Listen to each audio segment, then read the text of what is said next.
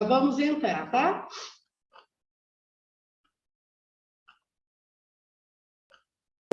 Boa tarde, senhoras e senhores. É uma satisfação estar aqui hoje para realizar a nossa 33ª Assembleia Permanente pela Eficiência Nacional. Desde que tivemos a infelicidade do decreto da pandemia em março de 2020, vimos realizando essas reuniões com o objetivo de colaborar com o nosso governo, com a sociedade brasileira no enfrentamento da pandemia.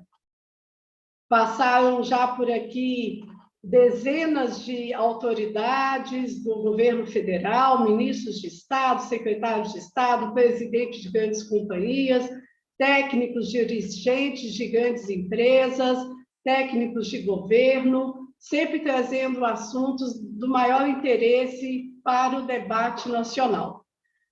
Portanto, eu peço licença aos senhores, inicialmente, para agradecer os nossos parceiros, agradecer os nossos patrocinadores que permitem que realizemos nossas atividades. São eles a Aliança Navegação, a Aprobio, Bamin, BR Distribuidora, CBA, CBC, DEX Soluções Logísticas, Engepron, Yoship Maxio, Ipiranga, JSL, Liberty Seguros, Movida, Renault, Repom e Scania. E a todas as instituições que nos apoiam, os nossos conselheiros, que são eles que definem os temas que são trazidos a debate, a minha profunda gratidão. Gostaria de, então, cumprimentar os senhores e dar as boas-vindas ao ex-ministro Francisco Turra. Boa tarde, ministro, seja muito bem-vindo. A todos, uma alegria muito grande estar participando desse debate, desse encontro tão importante para o país. Muito obrigada, ministro. Ex-ministro Francisco Turra, hoje é o presidente da Aprobio, que é um de nossos patrocinadores. Agradeço também por isso, muitíssimo agradecida. Cid Caldas, seja muito bem-vindo, muito obrigada pela sua presença aqui conosco. Boa tarde. Boa tarde, agradeço o convite e espero que a gente possa trazer alguma novidade ou alguma resposta para o pessoal que está nos ouvindo. Muito prazer. Com certeza, você tem muito a contribuir. O Cid está falando de Brasília, do Ministério de Agropecuária, de Agricultura, Pecuária e Abastecimento, o MAPA. Pietro Mendes, seja muito bem-vindo. Boa tarde a todos, obrigado pelo convite, Jussara. Aproveitar para cumprimentar aí o meu colega Cid do MAPA, Gustavo Bonini, diretor da Scania, e Francisco Turra da Aprobio, e o deputado Sérgio Souza, que em breve vai se juntar a nós. Muito obrigada, Pietro. Pietro também está em Brasília, fala do Ministério de Minas e Energia. O senhor Francisco Turra está em Porto Alegre, aqui está todo mundo esparramado mesmo. O deputado Sérgio de Souza está com um problema para a sua conexão, mas dentro de pouco tempo espero que ele consiga entrar e nos acompanhar aqui no debate. Meu amigo Gustavo Bonini, seja muito bem-vindo, muitíssimo obrigada por aceitar mais esse nosso convite. Gustavo fala lá de São Paulo, é diretor de Relações Institucionais da Scania Latinoamérica, que é um de nossos queridos patrocinadores. Seja muito bem-vindo, Gustavo, e está com você a palavra, por favor.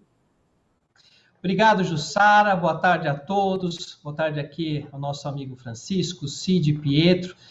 Para mim é uma honra muito grande ser convidado aqui para mediar a discussão de hoje com palestrantes tão capacitados que com certeza vão trazer luz a esse tema, um tema muito importante e um tema que conecta transporte, sustentabilidade e o agronegócio. E justamente para trazer aí o pano de fundo para esse tema, apesar de ser mediador, eu vou trazer aqui minhas desculpas e vou apresentar 3 slides bem rápidos para mostrar até de onde surgiu a ideia, junto dos conselheiros, junto da nossa amiga Jussara, de trazer esse tema para o dia de hoje, né? A gente já teve a oportunidade, em outros encontros do Aspen, de falar da infraestrutura, de falar das tecnologias disponíveis, de falar de várias coisas que já estão lá na ponta final do transporte de cargas e de passageiros, e hoje a ideia é falar lá de trás, onde a gente começa tudo, o potencial que a gente tem com os biocombustíveis, né, com o agronegócio, dar um apanhado aí o que foi, o que está sendo e o que será o RenovaBio, o tema do combustível para o futuro. Então a gente tem a oportunidade de falar algo em que o nosso país tem uma vocação muito grande. Então eu vou aqui só como pano de fundo, só para o set the scene, como se fala por aí, colocar um pouco da tecnologia que já está disponível e do que a gente pode, então, abordar com relação aos biocombustíveis. Então, vou compartilhar aqui a minha tela, torcer para que a tecnologia seja consiga me ajudar, ser meu amigo hoje, né? Acho que deu certo. Por favor, alguém me confirme que está vendo a tela. Só para eu ter certeza. Perfeito, obrigado. Bom, pessoal, é bem rápido mesmo, como eu falei, o meu trabalho aqui hoje é de mediador e, como eu disse, eu tenho o maior orgulho e respeito por estar aqui junto de palestrantes que eles sim vão fazer uma grande apresentação. Aqui é bem rápido, só para conectar os temas, né? Então, aqui o agronegócio brasileiro e a geração da energia sustentável para o transporte. Por que a gente tem esse tema hoje? Porque ser sustentável não é uma opção, hoje é uma necessidade. A gente sabe que, por exemplo, no setor privado, as empresas que não forem sustentáveis não vão conseguir andar com os seus negócios, não vão conseguir ter seus pessoas tentando trabalhar nessa empresa, não vai ter pessoa investindo nas empresas que não sejam sustentáveis. Então, hoje não é uma opção, não é uma escolha, é uma necessidade, né? Agora, a sustentabilidade também, ela precisa fazer sentido. Então, ela tem essa base fundamental que é nós trabalharmos aí no pilar econômico, ambiental e social. O ambiental a gente já sabe, é a natureza da palavra sustentabilidade, ou seja, quando a gente fala negócio, a gente está falando aqui de fato, pensar em redução de emissões, pensar em deixar de usar os combustíveis fósseis, e aí entra mais uma vez o agronegócio e os biocombustíveis. Tem também a questão social, quanto a gente vai conseguir com isso, com a sustentabilidade, gerar de emprego e renda, e tecnologia, estudo, e a parceria do setor privado, academia e o setor público, né? Essa tríplice que é fantástica, que faz andar muito forte a economia, e o pilar econômico, ou seja, precisa fazer sentido, precisa parar de pé as soluções que são apresentadas para que a gente consiga, de fato, caminhar. E aí entra a economia circular, onde a gente tem aqui no nosso país, e aí acho que essa figura ela reflete isso, né? A vocação para os biocombustíveis e a solução, ou seja, não tem bala de prata, né? A gente não tem uma única solução para os combustíveis, então a gente pode explorar diversas fontes, a gente pode explorar toda a magnitude que a gente tem no nosso país e aproveitar isso para o transporte, aproveitar isso para a sustentabilidade, né? E as tecnologias estão aí, né? Os combustíveis renováveis e a eletrificação, a gente tem hoje já disponível, né, produtos que podem rodar com o biometano, né, um potencial enorme que a gente tem no nosso país. Também o HVO, que é o óleo vegetal hidrodatado e que junto com o biodiesel formam aí o green diesel, né? Ou seja, a gente tem a solução do diesel não fóssil em uso. Temos também o etanol, né? A gente sabe da história do etanol aqui no nosso país para os veículos de passageiro, mas também é uma realidade para caminhões e ônibus, e todas as soluções híbridas e elétricas que virão aí pela frente. Como a gente diz aqui na empresa, o futuro não será apenas elétrico, mas sim eclético. Ou seja, a gente tem um potencial muito grande, principalmente no nosso país, de explorar todas essas tecnologias e usar isso a nosso favor. Então, com isso feito, prometi cumprir que eu ia ser breve. Então, agora, de fato, colocar aí os nossos palestrantes para sim falarem sobre o agronegócio, quanto que a gente pode caminhar juntos aí com os biocombustíveis e, de fato, ter uma discussão. Vou cumprir aqui o meu papel de mediador, passar a palavra, depois, junto com quem está nos assistindo, direcionar algumas perguntas para a gente dar o debate. E aí vamos começar. Eu não sei se o nosso colega, o deputado Sérgio Souza, já está conosco.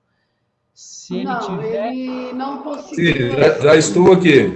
Ah, já está aí? Oh, então, por favor, abre sua câmera, deputado. Espera aí. Aí, aberto aqui. Olá, deputado. Tudo bem? Prazer estar aqui com o senhor. Espero que o senhor tenha visto, fiz uma pequena apresentação, só colocando, né, o que a gente fala, o pano de fundo, né, mostrando as tecnologias que a gente já tem disponíveis no nosso país, e aí a conexão que a gente vê com o agronegócio e a diversidade enorme que nós temos de todos os biocombustíveis, né? Temos aí o biometano, HVO, biodiesel, etanol, e aí com a presença de vocês, dos nossos palestrantes, e começando com o senhor, a gente quer ouvir um pouquinho aí o que temos aí pela frente, o que temos já de futuro, de presente, né, com relação aos biocombustíveis e quanto a gente pode caminhar junto no nosso país, pensando na sustentabilidade e num futuro de transporte ainda mais sustentável. Então, passo aqui a palavra para o senhor. Nossa querida Jussara... Desculpa aí, eu vou ter que ser bastante conciso, nós estamos em votação aqui no plenário, e hoje uma pauta bastante extensa e alguns temas que são de natureza do nosso setor agropecuário. Vocês estão me ouvindo aí? Então, né? E também, como presidente da Frente Parlamentar Agropecuária, eu tenho que acompanhar e vou para o plenário daqui a pouco para encaminhar algumas votações. Nós todos sabemos da importância que é de nós migrarmos dos combustíveis fósseis para um combustível que seja ambientalmente mais correto. Essa é uma tendência global e o Brasil é um dos países que melhor faz isso. Só para que os senhores conhecem bem, a matriz energética no Brasil ela é a mais renovável do planeta, levando aí em consideração as proporções geográficas e densidade populacional do nosso país, né?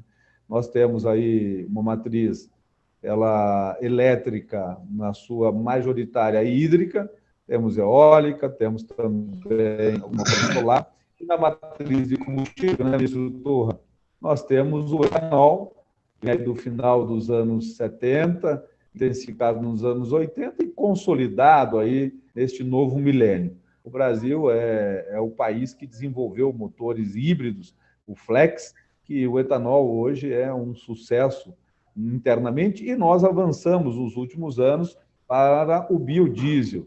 E o biodiesel, já chegamos aí a um B10, e nós temos meta de chegar até um B20. E provavelmente isso acontecerá e não muito distante. Eu já tive o privilégio de presidir a Frente Parlamentar do setor sucroenergético, fui membro da diretoria do setor da Frente Parlamentar dos biocombustíveis e hoje presido a Frente Parlamentar Agropecuária. E nós aqui, internamente, no governo do presidente Michel Temer, nós articulamos todo o RenovaBio. E o RenovaBio é o grande case aí de sucesso da possibilidade de nós inovarmos com motores muito mais eficientes e fortalecermos ainda mais os biocombustíveis. Então, vocês têm na Frente Parlamentar Agropecuária nosso total apoio a esta causa, que é uma causa que faz muito bem para o nosso setor produtivo e faz muito bem para o meio ambiente. E nós precisamos levar mensagens ao mercado interno e também ao mercado externo, de que o Brasil, diferente do que vendem lá fora, nós somos um país que produz com uma extrema sustentabilidade.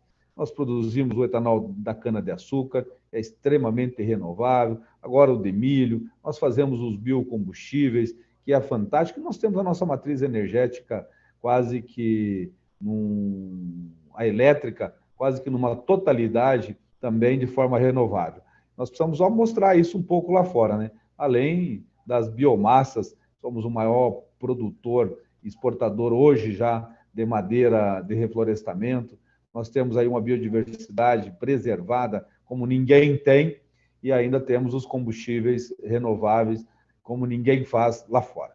Então, fico aí à disposição, caso os senhores ainda tenham algum questionamento. Eu fico com mais um pouco, mas retorno ao plenário, porque hoje, Turra, talvez nós venhamos a votar aí a regularização fundiária, que é um dos projetos capitaneados pela Frente Parlamentar Agropecuária. Muito obrigado a todos. Perfeito. Muito obrigado, senhor deputado Sérgio de Souza. Obrigado pelas palavras, pela sua apresentação. Ficamos muito felizes aí com a sua participação. E agora vou passar a palavra ao nosso colega Pietro Mendes.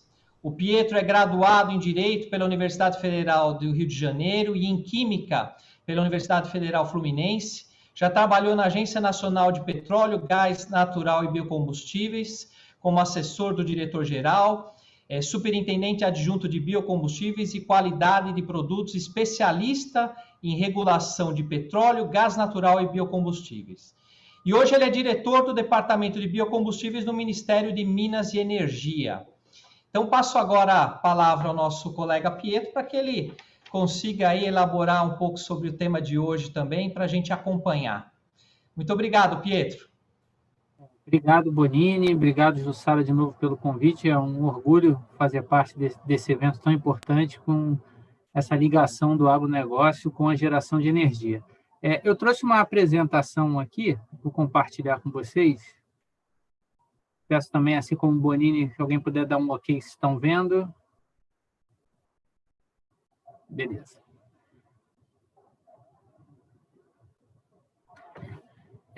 Então, o título aqui, né, do nosso painel, Agronegócio Brasileiro é Geração de Energia para o Transporte, e eu vou focar nas iniciativas do Ministério de Minas e Energia, muitas, né, quase todas aí em conjunto com o meu co-irmão aí do MAPA, o Cid Caldas, que também vai ter oportunidade de falar mais à frente.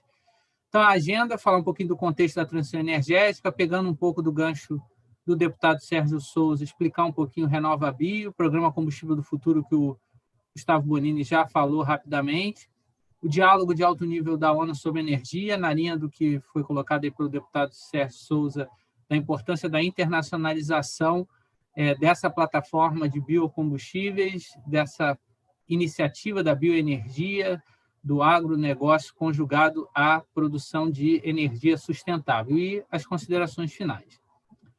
Bom, todos sabemos que estamos vivendo um momento de transição energética para uma economia de baixo carbono.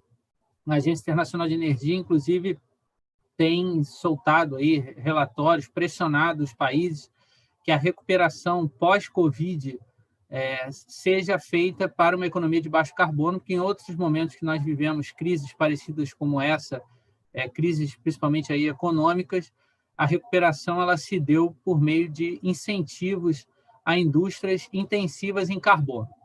Então, vamos ter aí a divulgação, né, do Green Deal da União Europeia em breve, a própria mudança aí, política dos Estados Unidos com a entrada do Biden mostra modificações no sentido de acelerar essa transição para a economia de baixo carbono, e o contexto geral, então, são mudanças climáticas e políticas ambientais, novas fontes de energia, incerteza nos preços do petróleo, tensões geopolíticas. Grandes norteadores, né? A redução de emissões locais e globais, muito do que a gente viu de reduções de emissões em 2020, fruto das medidas aí de restrição à mobilidade em função da Covid-19, que a gente observa em 2020 é uma retomada do consumo, em particular aí de combustíveis fósseis, então as emissões também vão retornar a patamares de 2019. A questão da segurança energética, e aqui a gente está falando de uma descentralização da produção de energia, então faz muito sentido a fala do Bonini que não existe uma bala de prata, então cada país tem uma vocação de produção de energia, isso deve ser potencializado, e as restrições a investimentos, né? Todos os efeitos aí da Covid-19 aumentam a pressão pela disponibilidade de recursos. Vários fundos já colocam como meta, como bem colocou também o Bonini na fala inicial dele, que para fazer, inclusive, financiamento de empresas, você tem que estar ali alinhado àquela sigla, né, ESG, então tem que ter compromissos ambientais, isso já é uma restrição, inclusive, para o acesso a financiamento.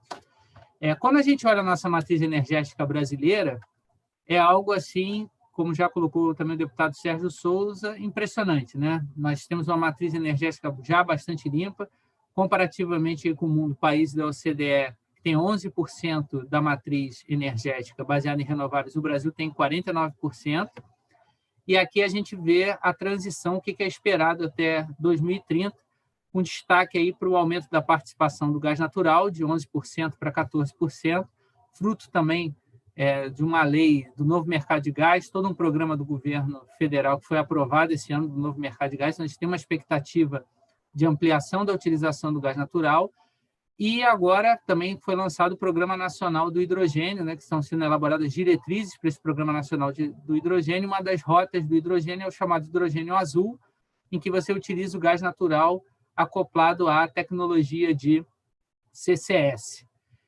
A participação de produtos de cana-de-açúcar e outros renováveis, né, saindo em 2021 de 19% e 8%, somando dá 27%, para um ligeiro aumento aí indo para 28% em 2030, lembrando que os produtos da cana-de-açúcar hoje são o principal biocombustível aí produzido no Brasil.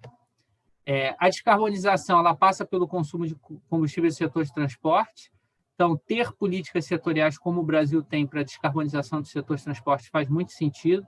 Nós temos 25% do consumo de transporte já de combustíveis renováveis no país, mas a gente tem que ampliar. Eu vou mostrar mais à frente quais são as estimativas do aumento da utilização de renováveis. E, de acordo com as premissas do RenovaBio, os biocombustíveis serão responsáveis por quase 30% do consumo do setor de transportes em 2030. Falando rapidamente, então, do RenovaBio. É a Política Nacional de Biocombustíveis, implementada pela Lei 13.576 de 2017, foi aprovada em tempo recorde no Congresso Nacional, em 30 dias. Tem como objetivo principal promover a expansão da produção e uso de biocombustíveis na matriz de transporte do Brasil. Nós temos aí 3 principais instrumentos. Metas de descarbonização, que eu vou falar, está em consulta pública, né? Foi aprovado pelo Comitê RenovaBio a meta para o período de 2022 a 2031. Depois dessa consulta pública, ela é aprovada pelo Conselho Nacional de Política Energética. A certificação da produção de biocombustíveis, em que cada unidade produtora de biocombustíveis ela é avaliada com relação à eficiência energética ambiental da produção e recebe uma nota de eficiência energética ambiental para comprovar que você tem redução de emissões quando é comparado ao combustível fóssil substituto. E, com isso, o produtor de biocombustível ou importador ele fica apto a emitir créditos de descarbonização. Cada crédito de descarbonização equivale a 1 tonelada de CO2 equivalente que não foi emitida na atmosfera em função da substituição do biocombustível pelo combustível fóssil. Esse crédito ele é negociado na B3, que é a nossa Bolsa de Valores, com toda a transparência e todo o rigor aí das instituições financeiras. Então, nós temos 3 eixos, né? Como eu falei, um CBio equivale a 1 tonelada de CO2 evitado, o eixo 1, as metas. Essas metas que o CNPE define, a ANP depois ela desdobra em metas individuais para os distribuidores de combustível. Então, você pega essa meta global, vê o market share dos distribuidores em função dos combustíveis fósseis que eles comercializam, você divide em metas individuais. Eles são a parte obrigada do programa. Se eles não comprarem, eles sofrem penalidades e sanções aplicadas pela agência reguladora do setor, Agência Nacional do Petróleo, Gás Natural e Biocombustíveis. E aqui você tem a compra que ocorre nesse eixo 3, né, no mercado CBio, na B3 do crédito de descarbonização. E de onde vem esse CBio? Vem da certificação da produção, da análise do ciclo de vida, do poço à roda, dos produtores de biocombustíveis, e uma nota de eficiência em que, quanto maior a energia e menor a emissão de CO2 equivalente, maior a nota de eficiência energética ambiental do produtor de biocombustível. E tem uma outra parte aqui que nós queremos desenvolver, mas ainda é incipiente, que é o mercado secundário, onde você teria partes não obrigadas também adquirindo esse CBio, esse crédito de descarbonização. As metas aprovadas aqui pela resolução CNPE número 8 de 2020 estão apresentadas aqui. ano a ano, são metas sempre para um período de 10 anos, e nós estamos em consulta pública para o período 2022 e 2031. Então, para 2022, nós fizemos simulações de quanto seriam as emissões em 2022 de CBIOS, de créditos de descarbonização, aqui em torno de 32 milhões de CBIOS, e que serão acrescidos do saldo do que foi emitido a mais em 2020. Essa estimativa, mais o saldo, chegando a uma meta para 2022 de 35,98 milhões de CBIOS, é o que está em consulta pública até o dia 6 de agosto. E também acrescemos o ano de 2031, que é a meta sempre período de 10 anos, então de 2022 a 2031, e colocamos mais um ano aqui de meta. Em 2020 foi o primeiro ano operacional, é o único mercado de crédito de carbono operacional no Brasil.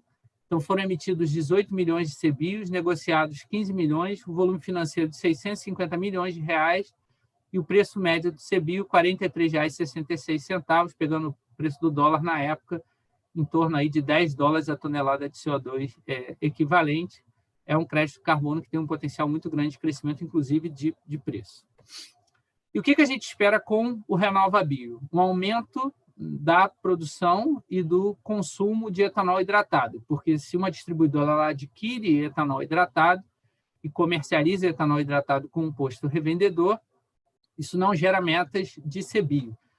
Já o anidro, que é misturado, 27% a gasolina C comum e 25% para a gasolina premium, ele não gera metas, mas a gasolina A, que faz parte desse mix, gera metas de aquisição de CBIO. Então, o que a gente espera é uma estabilidade no mercado com relação ao anidro, saindo de 10 bilhões de litros em 2021, mantendo aí praticamente a mesma coisa até 2030, e um acréscimo na produção e consumo do etanol hidratado, saindo aí de 24 bilhões de litros, chegando a 35 bilhões de litros. E para que a gente atinja isso, nós vamos precisar de greenfield, projetos novos, a partir de 2025. Então, uma das coisas que o Comitê RenovaBio e todo o Ministério também de Minas e Energia vai iniciar, vai se debruçar sobre o tema, é como aumentar aqui a produção do etanol no Brasil. Com relação ao biodiesel, o teor hoje estabelecido pela resolução CNPE é de 13%. Foram feitas aí 2 reduções no L79 e no L80 para o B10, em função desse super ciclo de commodities que acabou gerando um aumento muito grande do preço do biodiesel. E para o L81, saiu ontem a resolução CNPE número 11 de 2021, estabelecendo o B12, e a gente espera que em breve possa retornar o B13, e a partir de março do ano que vem já teremos aí o B14 e o B15. O marco legal ele vai até o B15. Então, a expectativa em 2021 é de 7,2 bilhões de litros de produção, chegando em 2030 a 11,4 bilhões de litros de produção de biodiesel. O biogás, que também foi falado, tem um potencial gigantesco, ainda muito pouco explorado. E aqui eu estou falando o gráfico de potencial de produção, somente do setor energético, tendo como substrato aí a vinhaça e a torta de filtro. Então, a gente sairia de uma produção potencial de 34 milhões de metros cúbicos dia em 2019 para 43 milhões de metros cúbicos dia em 2030. Várias usinas de etanol já anunciando aí, já inauguraram, inclusive, plantas de produção de biogás associada à produção de etanol. E esse potencial de produção de biogás no setor sucroenergético em 2030 corresponde a cerca de 2 vezes o volume de gás natural importado em 2020 da Bolívia. E para que seja utilizado, ter utilização veicular, existem 2 resoluções da ANP de especificação de qualidade que você precisa remover, aí, principalmente o CO2, porque essa produção do biogás é composto praticamente 50% metano e 50% CO2, e alguns contaminantes para que ele possa ser aí um substituto, tem um tratamento equivalente ao gás natural, e a própria lei do novo mercado de gás também deu essa equivalência no tratamento. Recentemente, nós iniciamos o Programa Combustível do Futuro, tivemos a primeira reunião na semana passada, a resolução CNPE número 7 de 2021, depois da resolução tivemos que esperar as indicações dos diferentes órgãos públicos, são 15 órgãos públicos, a portaria foi publicada no dia 5 de julho, nós temos 180 dias para entregar um conjunto de ações que promova a descarbonização, e aí eu estou falando de veículos leves, pesados, transporte marítimo e transporte aéreo. E como objetivos principais, integração de políticas públicas, porque hoje nós temos várias políticas públicas que atuam tanto no setor de combustíveis, quanto também no setor automotivo, e cada vez mais a gente tem que trabalhar de uma forma integrada. Então, por exemplo, Proconv, Rota 2030, RenovaBio, tudo isso tem que conversar. Manter todo o desenvolvimento que nós tivemos da tecnologia veicular nacional. O Brasil, ele hoje participa de vários fóruns internacionais e já vemos resultados nisso, seja por ações, né, do próprio governo em conjunto com empresas ou de empresas também. A Índia, né, antecipando o aumento do teor de etanol na gasolina, o Reino Unido saindo do E5 para o E10, a Suécia saindo também, né, do E5 para o E10, dentro de uma estratégia de neutralidade em carbono. Então, e o Brasil ele atua muito desmistificando possíveis problemas que as pessoas vislumbram da utilização de maiores teores de biocombustíveis, compartilha, né, tecnologia de produção. Então, a ideia é que o Brasil ele exporte tecnologia e não exporte necessariamente o biocombustível em si. A eficiência energética, então, para melhorar, né, a eficiência dos motores a combustão, acreditando que, tanto pelo fato do Brasil estar aumentando constantemente aí a produção de petróleo e gás, aumentando as exportações, mas também a própria produção de biocombustíveis, nós entendemos que não faz sentido ter um banimento de motores a combustão no Brasil. Acreditamos que, quando a gente pega a análise de ciclo de vida do poço a roda, são extremamente competitivos com veículos elétricos, a depender da fonte de energia elétrica, e para promover também a transição energética. Então, aqui as principais políticas públicas: Rota 2030, RenovaBio, Programa Nacional de Produção e Uso do Biodiesel, o Proconv, que é coordenado pelo IBRAMA, o Compete, que é coordenado pelo MME e está relacionado ao Programa Brasileiro de Etiquetagem Veicular do Inmetro. Em todos esses programas, a ideia, isso já está na resolução CNPE, é permear esse conceito de análise de ciclo de vida do poço a roda. Então, por exemplo, as avaliações do Rota 2030 até então, eles medem apenas a eficiência do tanque à roda. No Programa Brasileiro de Etiquetagem Veicular, as informações que são passadas para os consumidores desprezam também a etapa de geração de energia, somente do tanque à roda. Então, a ideia é considerar a etapa de geração de energia. Quais são as atribuições, então, do Comitê Técnico e dos subcomitês, né? O Comitê Técnico ele vai ter uma função deliberativa para dar celeridade ao andamento dos trabalhos. Queremos, então, que ele crie os subcomitês, aprove planos de ação, designe, né, o líder de cada subcomitê do Programa Combustível do Futuro e vai acompanhar aí, quinzenalmente o andamento dos trabalhos. Os subcomitês que eu vou falar mais à frente, qual é a nossa ideia, o que a gente vai levar de proposição no âmbito do Ministério de Minas e Energia para aprovação do Comitê Técnico, ter uma função executiva e implementar os planos de ação aprovados pelo Comitê Técnico Combustível do Futuro. Com características de ter menor número de participantes, sem necessidade da presença de todos os representantes do Comitê Técnico Combustível do Futuro, agilidade, menor formalidade para marcação de reuniões e possibilidade de contar com agentes do setor privado. A gente entende que a participação do setor privado na construção dessas soluções é bastante relevante.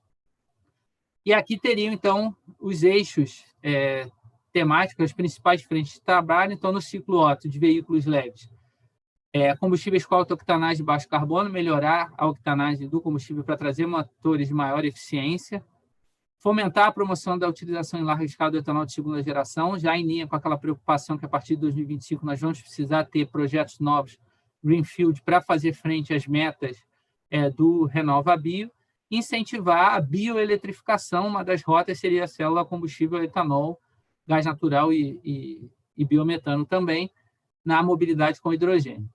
No ciclo diesel, já tem uma iniciativa do Ministério da Economia, dos corredores sustentáveis, então a ideia não é replicar essa atividade, então o Ministério da Economia faz parte do Comitê Técnico, eles periodicamente vão nos atualizar sobre o andamento desses corredores sustentáveis.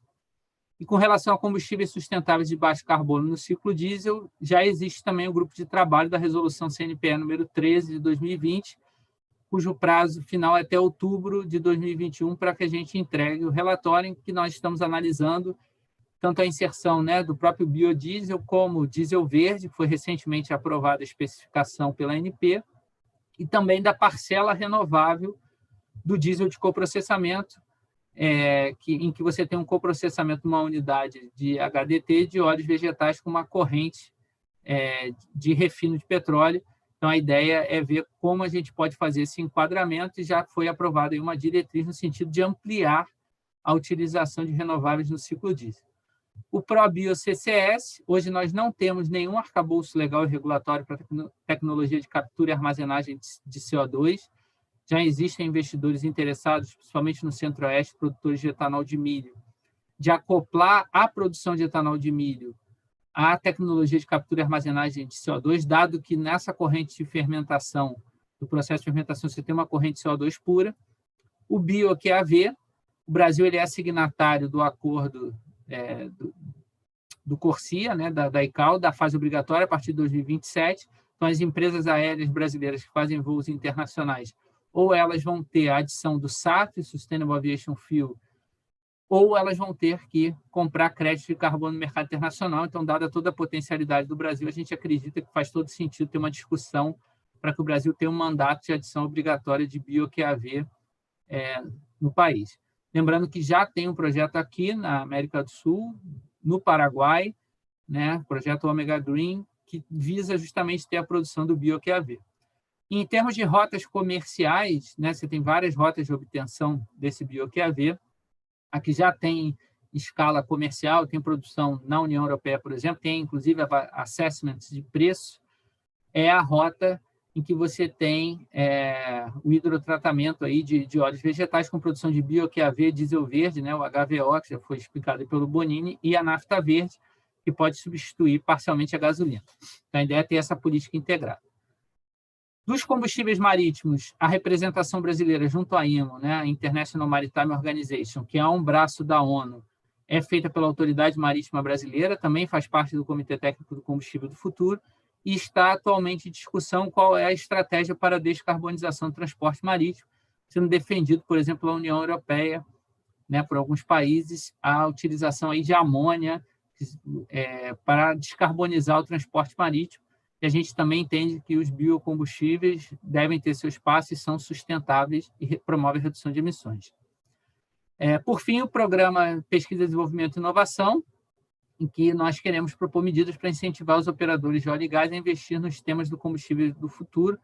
Existe uma cláusula nos contratos assinados pelos operadores com a Agência Nacional do Petróleo, Gás Natural e Biocombustíveis de investimento de 1% da receita bruta dos campos que têm maior produção, que pagam participação especial. Então, a ideia é criar mecanismos de incentivo. Não é uma cláusula que está prevista em lei, então não pode ter um direcionamento do governo no sentido de obrigar os agentes a investir em determinados segmentos, mas a ideia é criar mecanismos de incentivo. Falando um pouquinho da nossa estratégia internacional, o Brasil ele foi escolhido pela ONU, né, como campeão da transição energética no diálogo de alto nível sobre energia. Nós fomos indicados como uma das lideranças, foi selecionado como líder no tema transição energética, e nós apresentamos, então, 2 pactos energéticos governamentais. O primeiro de biocombustíveis, que é o do RenovaBio, que eu vou falar um pouquinho mais à frente, e o outro do hidrogênio, que justamente tem um grupo trabalhando nas diretrizes do Programa Nacional de Hidrogênio. E nós queremos, então, contribuir para acelerar o cumprimento das metas do Objetivo de Desenvolvimento Sustentável número 7. Com relação a biocombustíveis, nós apresentamos as metas do RenovaBio. Então, o Brasil tem 2 metas aí. A primeira é reduzir a intensidade de carbono na matriz de transporte brasileiro em 10% até 2030. E, com isso, a gente vai evitar a emissão de 620 milhões de toneladas de carbono na atmosfera nesse período de 10 anos. E aqui eu já vou para as minhas considerações finais, né? A transição energética para a economia de baixo carbono modifica o uso da energia. Nós já possuímos uma grande participação de renováveis na nossa matriz energética, mas isso não significa que nós não tenhamos que continuar a buscar uma maior renovabilidade da nossa matriz. Nós possuímos políticas públicas estruturantes em biocombustíveis e somos uma importante liderança mundial na transição energética.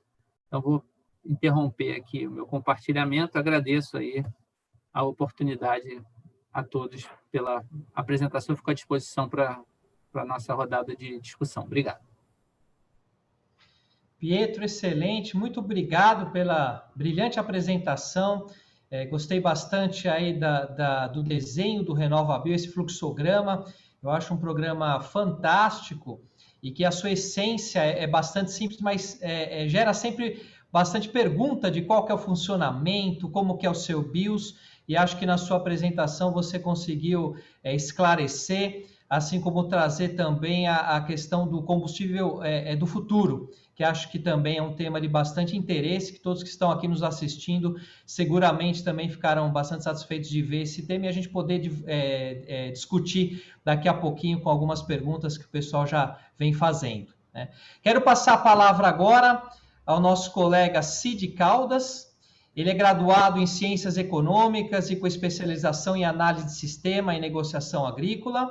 Tem atuação nas áreas de política econômica e também gestão de políticas públicas voltadas ao setor sucroenergético desde 95 e é coordenador geral de cana-de-açúcar e agroenergia no Ministério de Agricultura, Pecuária e Abastecimento, representando o governo junto à Organização Internacional do Açúcar, que é sediada em Londres.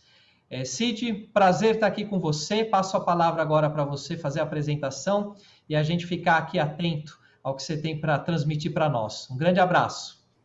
Obrigado, Bonini.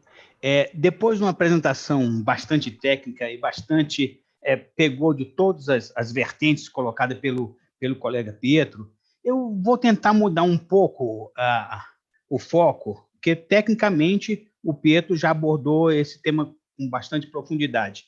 Mas eu tenho certeza que o nosso evento, Sara, ele é assistido pelo cidadão comum, que não tem conhecimento do que é isso, pelo estudante, independente se é primeiro, segundo, ou se é mestrado ou doutorado.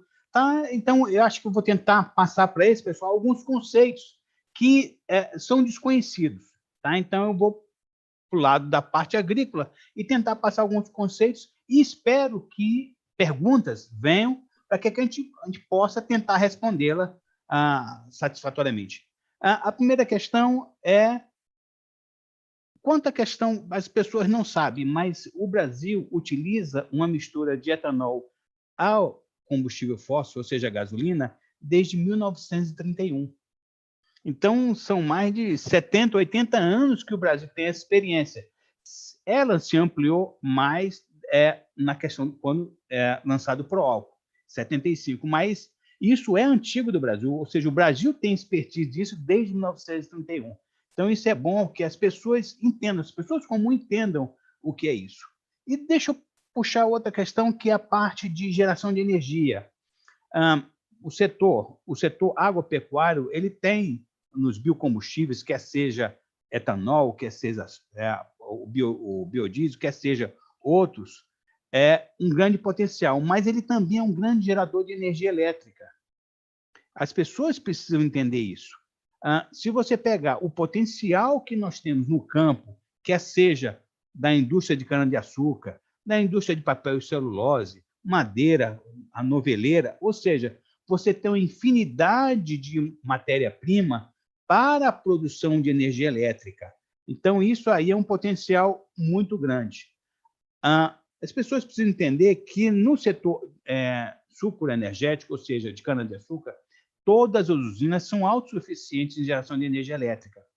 E muitas delas, as mais novas principalmente, elas geram energia elétrica a mais, e essa energia elétrica é disponibilizada na rede. Muitas pessoas não sabem disso. E esse potencial pode aumentar muito mais. O que precisa disso? Precisa que o setor entenda a necessidade, que o Brasil entenda o potencial que tem esse setor para que possa haver investimento. Eu faço a seguinte pergunta: onde é que o Brasil precisa mais de energia elétrica? Nos centros produtores, ou seja, principalmente em São Paulo, que é o grande motor industrial do Brasil.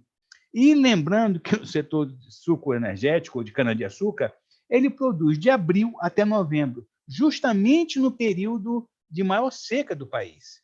Energia elétrica, nós temos que lembrar, é água acumulada. E no momento da seca, nós temos a possibilidade dessa energia ser complementada. E vamos guardar as nossas reservas de água para quando, num período à frente. Então, esta é a energia complementar que eu entendo que nós temos que incentivar, nós temos que buscar parceiros para que haja investimento na geração dessa energia. E aí, quando da criação da RenovaBio, estava conversando com um colega que participou da criação, e a ideia, eu perguntei para ele, mas por que não estender o modelo do RenovaBio também para o setor elétrico? E ele, naquela hora, falou, Cid, é muita coisa, a gente não dá conta. Vamos iniciar com os combustíveis, depois, naturalmente, outros setores virão. Imaginem, com tudo que o colega Pietro colocou, o arcabouço do RenovaBio, se ele for colocado para a geração de energia elétrica também. Nós temos as nossas hidráulicas, temos a eólica, a fotovoltaica, e vamos ter da biomassa também. O modelo é o mesmo. Então, nós temos aí uma possibilidade de você gerar renda adicional para todos esses segmentos. É isso que precisa ser visto. E vamos levar este modelo para esse segmento também. Então, eu acho que a geração de energia elétrica no Brasil, ainda nós temos um potencial muito grande. Nós não podemos esquecer que as nossas, por questões de limitação ambiental, as nossas hidrelétricas, as últimas, foram construídas sem reservatório de água. E uma hidrelétrica sem reservatório de água, ela não gera o potencial que ela poderia gerar. Não vou discutir se isso foi benéfico ou não é, mas isso a gente tem que ter em mente que nós precisamos ampliar a geração de energia elétrica e o setor agro está disponível para isso. Falta só haver condições necessárias para que haja investimento nesse segmento. Está aí à disposição. Então, eu acho que é isso que a gente precisa, essa semente que a gente precisa plantar, tá? Para que as pessoas entendam, a sociedade entenda isto. Uma outra questão que eu acho que a gente não adianta a gente falar que o Brasil tem a matriz energética mais limpa do mundo. Nós sofremos muita restrição, por mais que a gente mostre isso, por mais que a gente demonstre, por mais que o RenovaBio seja esta ferramenta, nós sempre seremos atacados. E aí está aqui com a gente o ministro Turras, sabe que essa questão desse ataque ou seja, está por trás disso, são questões econômicas. Eu acho que poucos países do mundo têm a condição que tem o Brasil de você produzir 2,5 safras na mesma área, com rotação de cultura, com preservação ambiental, e isso nenhum país do mundo tem, pelas suas condições. As condições climáticas brasileiras são excelentes para isso. E isso gera uma competitividade muito grande não só da nossa produção agrícola, mas de todos os subprodutos advindos dessa produção. Então, quando se fala em desmatamento, quando se fala de preservação, a gente tem que sempre estar batendo e demonstrando. A gente sabe que não é fácil, porque os ataques não são muito claros. Você utiliza a questão da sustentabilidade, da questão ambiental, mas o que está por trás é uma questão econômica. Então, eu acho que é isso que eu gostaria de passar para que as pessoas comuns, as pessoas que não estão nesse segmento, o estudante que precisa entender isso aí e precisa ir a fundo, pesquisar a fundo, não acreditem no que está só na internet. Nem o que a gente está dizendo, vá buscar informação confiável, informação da academia, e a academia está aí para isso, para mostrar para vocês.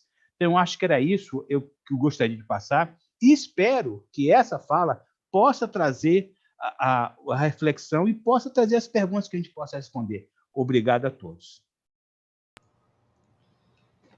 Cid, muito obrigado.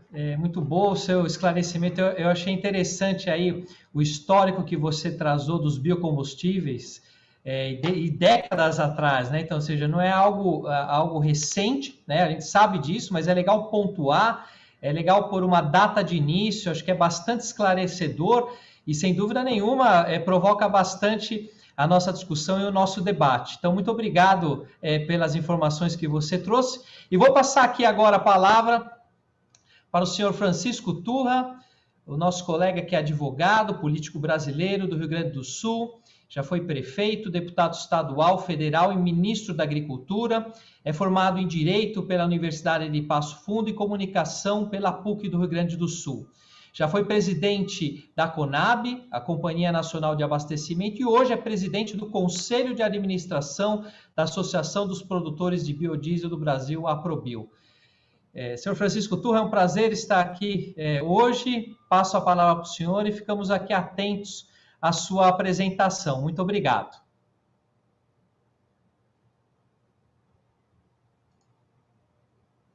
Acho que está no mudo, senhor ministro. Perdão. Bom, Gustavo, antes de tudo, uma alegria saber que você está mediando, representando uma grande empresa, a Scania do Brasil. Portanto, ela já está conosco, apoiando o nosso projeto de biocombustíveis. Isso me alegra muito. Mas estou feliz de estar aqui com o Pietro, que representa o Ministério de Minas e Energia, o Cid Caldas, o Ministério da Agricultura, grande capacidade, grande apoiador nosso, e também a Jussara, que organizou esse encontro importante. Vejam vocês, ontem mesmo nós festejamos o B12, graças ao esforço do Ministério da Agricultura e de Minas e Energia. A compreensão de que é importante a gente seguir o marco legal. Segurança jurídica para nós, para os investidores, é tudo. É o novo país. Me permita, eu vou fazer uma apresentação, mas muito vai servir para a leitura dos nossos colegas de painel e também dos que nos acompanham. E depois eu disponibilizo, Jussara, essa apresentação para você repassar para quem queira. Então, por favor, vá passando que nós vamos fazer um comentário sobre tudo isso. Senhor ministro Francisco Turra, há um delayzinho aqui entre o seu pedido e a nossa apresentação, tá? Só aguardo um instantinho que já é. Tá bem. Bom, nós vamos... De qualquer maneira... Aí está, por favor. Bom, de qualquer maneira, Jussara, eu vejo que realmente, eu acho que essa apresentação ela vai ser um pouco prejudicada pela presença dos nossos painelistas também na tela. Então, eu queria que você fosse passando já a primeira transparência, para que eu possa comentar alguma coisa. Mas na transmissão, ministro, não fica, nós não aparecemos, somente a tela que vai aparecer, tá bom? Então, as pessoas que estão nos assistindo somente veem a sua apresentação. Então, tá bem. Pode ir passando, então, por favor. Pode ir adiantando, que nós vamos lá. Bem, o sumário, para vocês verem, é biocombustíveis do transporte, evolução, oferta, demanda. Os números estão apresentados por todos, quase do conhecimento geral. Eu vou fazer mais comentários acerca de alguns pontos importantes de cada transparência. Pode ir passando, por favor, Jussara. Vejam vocês. Me chama muito a atenção, por exemplo, que etanol e biocombustível ocupam 25% da participação dos renováveis nos transportes. Só 25%. Ainda temos um espaço grande para crescer e nós temos capacidade de crescer, eu não tenho dúvida alguma. Mas pode seguir. Não vou citar os números, nem também sobre essa transparência comentar muito, mas dizer o seguinte: o setor sempre cumpriu com a demanda prometida. Planeja os investimentos necessários para as demandas futuras de acordo com o cumprimento de parte do governo do que foi comprometido com o setor todo. Ao longo do tempo, nunca falhamos. O biodiesel, por exemplo, numa curta história, já cumpriu a sua parte e chegou agora, em 1º de março, a ter aí como meta B13. E se preparou para isso, investiu, se programou para isso. Quando houve a frustração da volta ao B10, é óbvio que isso causou uma frustração enorme. A gente entende os motivos e tudo, mas veja que houve investimento, compreensão do setor para avançar, exatamente para poder cumprir as demandas como sempre cumpriu ao longo desse tempo. Pode seguir. Também veja que a cadeia de produção do biodiesel no Brasil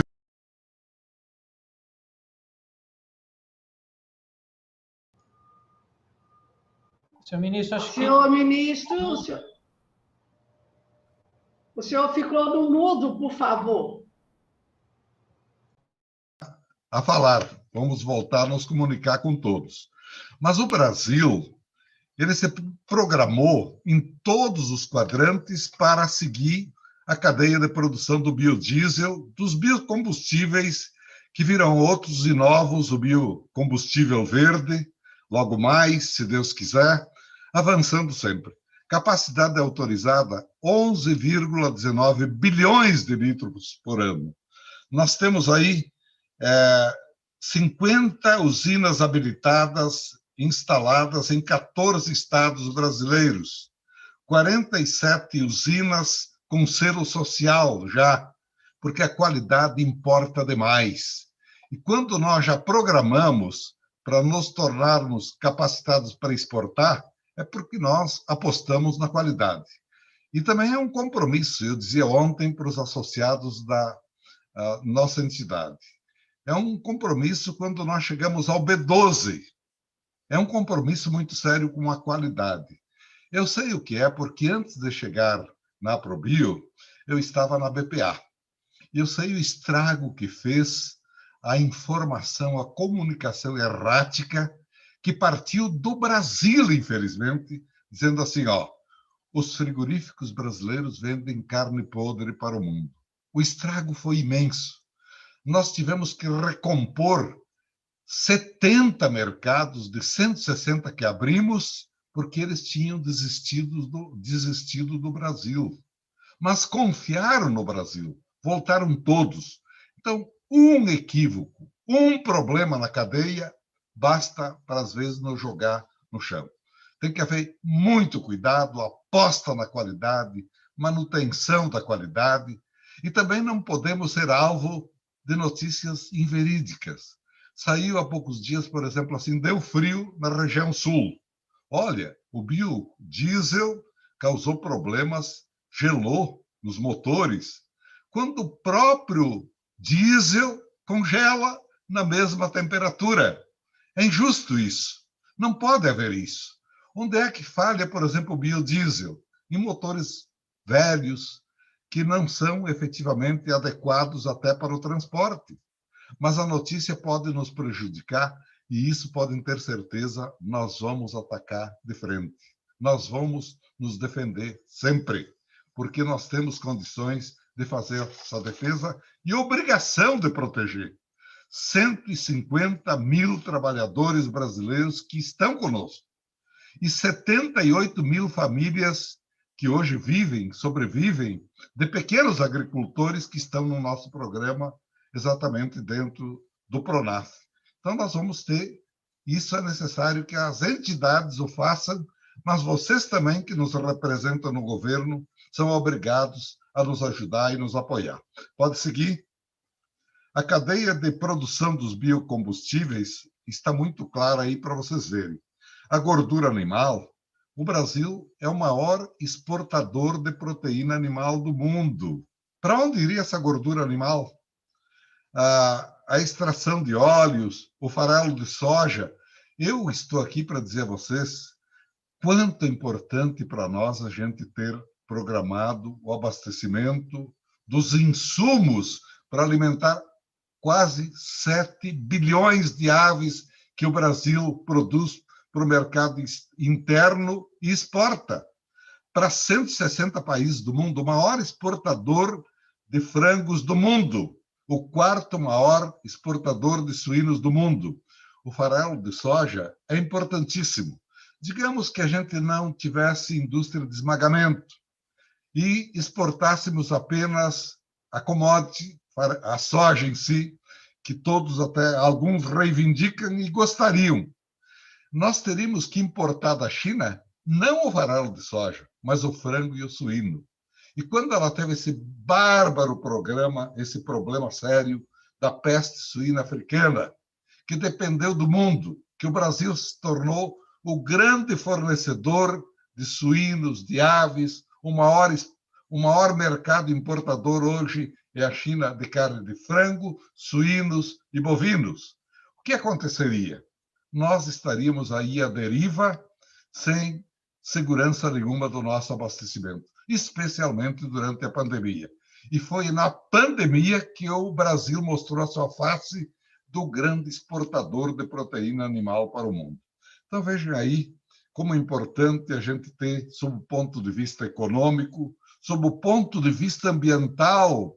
Foi muito farta a exposição do Pietro, agora também do nosso querido Cid Caldas, de todos.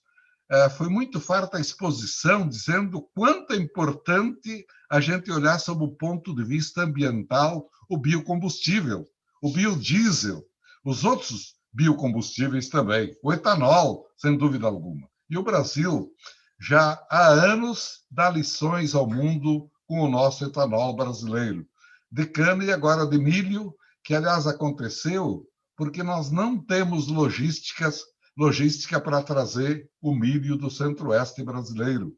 Agora mais, é claro, porque já estamos melhorando a logística. Não tínhamos.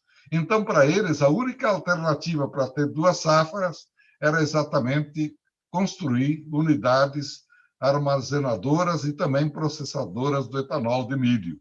Apenas por isso. Pode passar e eu vou fazer um comentário. O efeito econômico ampliado, vejam vocês aí o quanto significa 3,7 milhões de toneladas de óleo de soja, 68% da matéria-prima utilizada, 20 milhões de toneladas de soja, por exemplo, processadas, 46% das 43 mil toneladas de soja industrializada.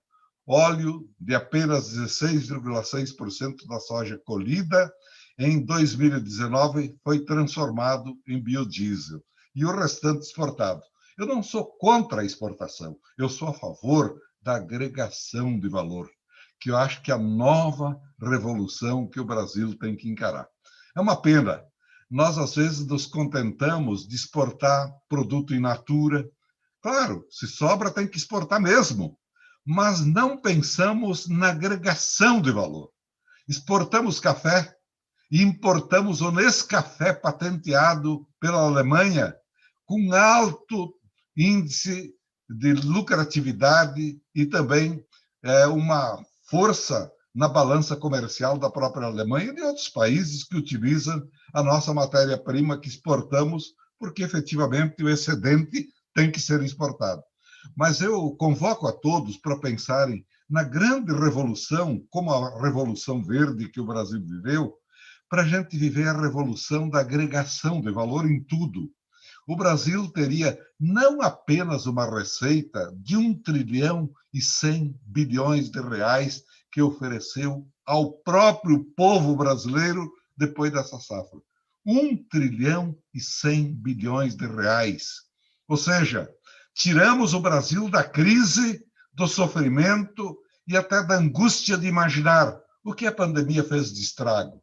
Nós trabalhamos, nós plantamos, nós colhemos, nós criamos, nós abatemos, nós exportamos, graças a Deus. Então, eu quero convocá-los a serem propagadores da ideia da agregação de valor. E quando a gente chega e diz assim, olha, mas o custo, de repente, do biodiesel é um pouco mais elevado e tudo. Quando a gente toma remédio, coloca num copo d'água, mas a gente compra um remédio que tem preço, que tem valor. É ele que nos cura. A água nos ajuda a tomar o remédio. Então, entenda nisso mesmo. Às vezes a gente pensa assim, diz, olha, o custo, problemas laterais, tudo bem. Mas quanto significa você agregar valor numa região? Eu estou em Porto Alegre hoje, mas eu sou do interior, sou de Marau. Eu vejo na nossa região praticamente a pobreza se foi. Na região com frigoríficos que temos, que agregam valor ao milho, ao soja, tudo.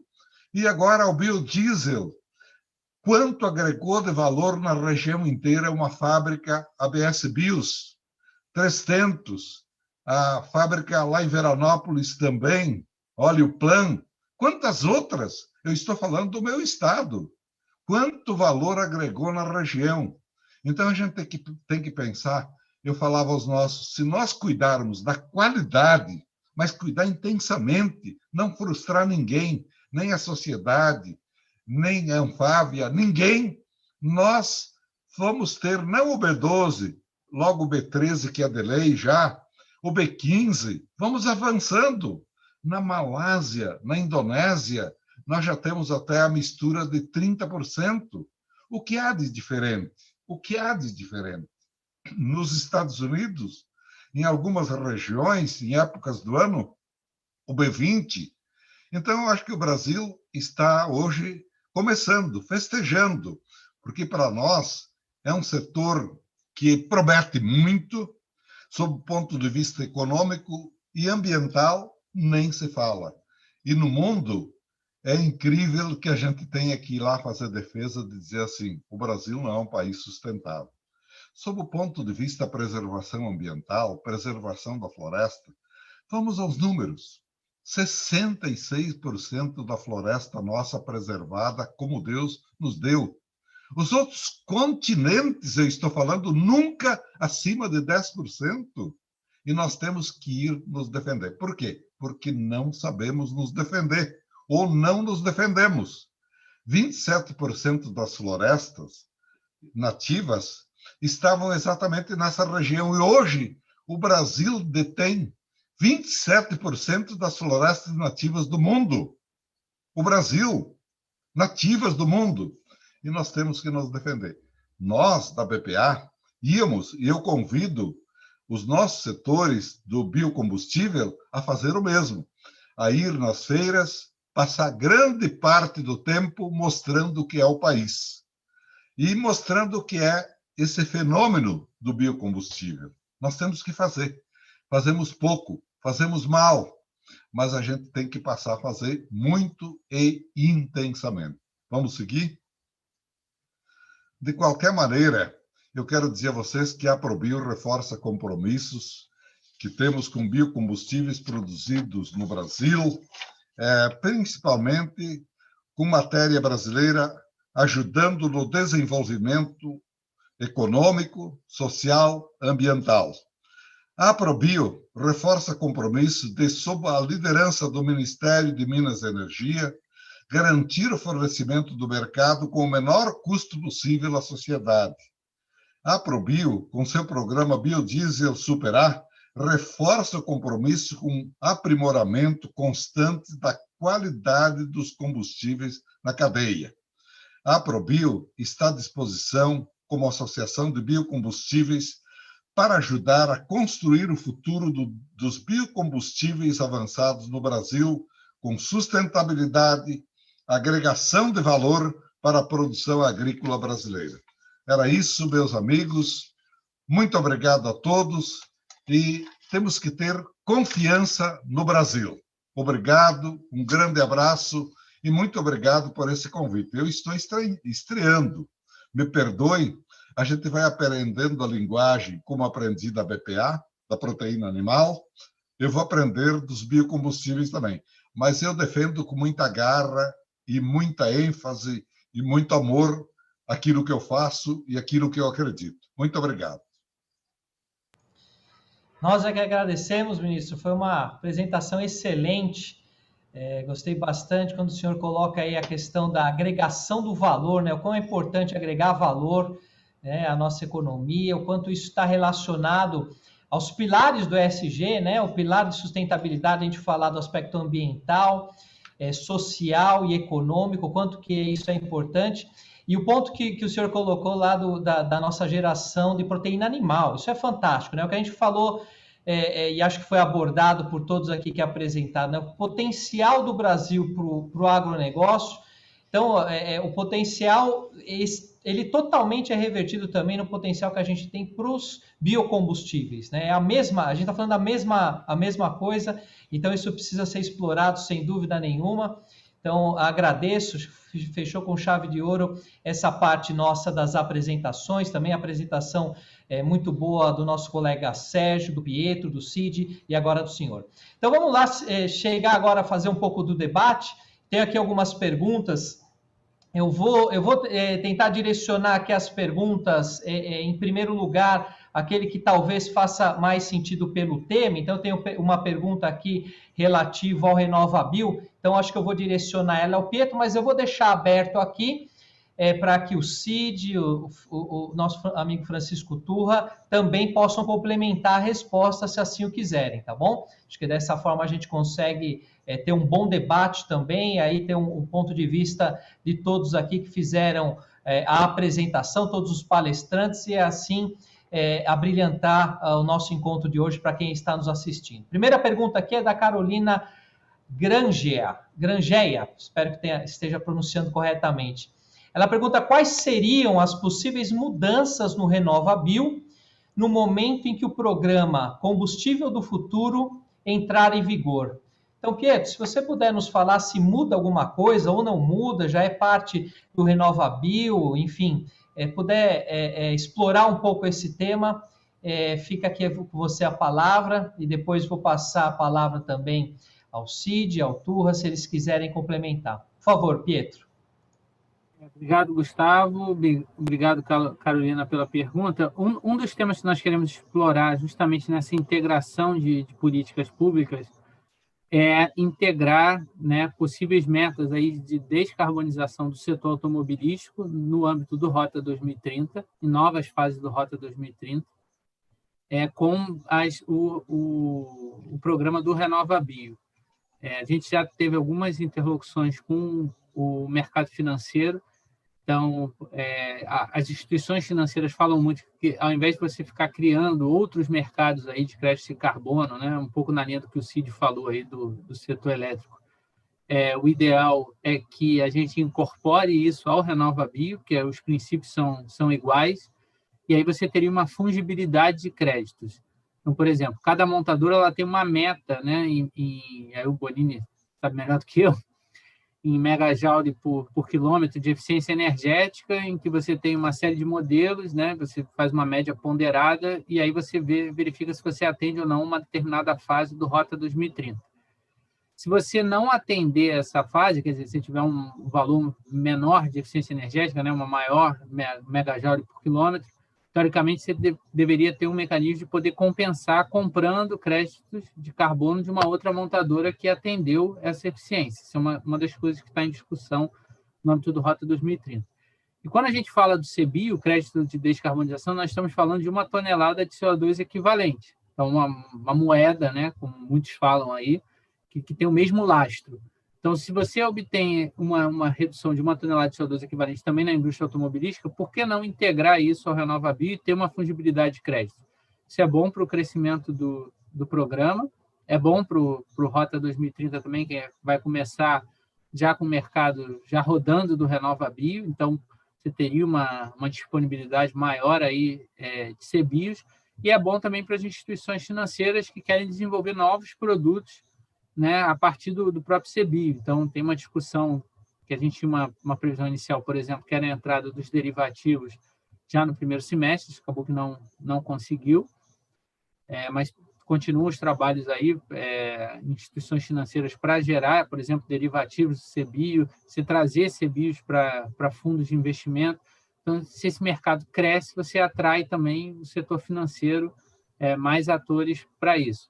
Isso atenderia uma expansão do mercado de crédito de carbono no Brasil e atende também a própria indústria automobilística. Então, ter essa fungibilidade de crédito, até onde a gente já conversou com alguns representantes, seria também da indústria automobilística bastante interessante. Mas é um tema, o programa Combustível do Futuro, a gente tem mais perguntas ainda do que respostas, é um tema que o MME quer levar para o debate, seria esse, mas não dá para dar uma resposta aqui se isso efetivamente vai acontecer, mas é um dos temas que o Ministério de Minas e Energia quer trazer para o debate. Bonini, se eu só complementar, Carolina, a pergunta da Carolina, o importante também, tudo que o Pedro colocou, é que todos esses programas eles estão no mesmo guarda-chuva agora. Muitas vezes eles não se comunicavam.